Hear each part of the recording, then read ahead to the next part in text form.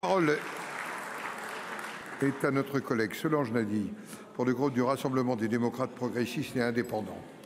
Vous avez la parole. Merci, Monsieur le Président. Ma question s'adresse à Monsieur le ministre d'État chargé des Outre-mer. Permettez-moi tout d'abord d'avoir une pensée pour nos amis de La Réunion, après le passage du cyclone Garance qui a fait 5 morts, de nombreux blessés et d'importants dégâts. J'en viens à ma question. Monsieur le ministre d'État, vous le savez, des coupures d'eau régulières impactent considérablement la vie des Guadeloupéens. Il y a 3 semaines, les agents du syndicat mixte de gestion de l'eau et de l'assainissement de Guadeloupe ont débuté une grève qui s'est poursuivie en un conflit autour du paiement des jours de grève. Ces actions ont impacté l'ensemble des communes de la Guadeloupe et privé d'eau la moitié de la population au plus fort de la crise. En plus des conséquences humaines et sanitaires, les conséquences sont aussi dramatiques pour l'économie locale. L'eau est indispensable à de nombreux secteurs d'activité, tels que l'agroalimentaire, le tourisme, l'éducation ou encore le BTP. Chaque jour de restriction menace directement l'activité des entreprises et l'emploi de milliers de Guadeloupéens. Si le droit de grève est légitime, il est inacceptable de prendre en otage les habitants en les privant d'accès à l'eau. Je salue néanmoins le travail des collectivités locales de Guadeloupe qui poursuivent les investissements destinés à fiabiliser et moderniser les infrastructures de production et de distribution d'eau potable. Au-delà du seul cas de la Guadeloupe, d'autres territoires ultramarins font également face à des difficultés de gouvernance, des manques en capacité technique et des fragilités financières qui impactent la qualité et la continuité du service public de l'eau. Le comité interministériel des Outre-mer de juillet 2023 avait acté le renforcement du plan Eau-DOM.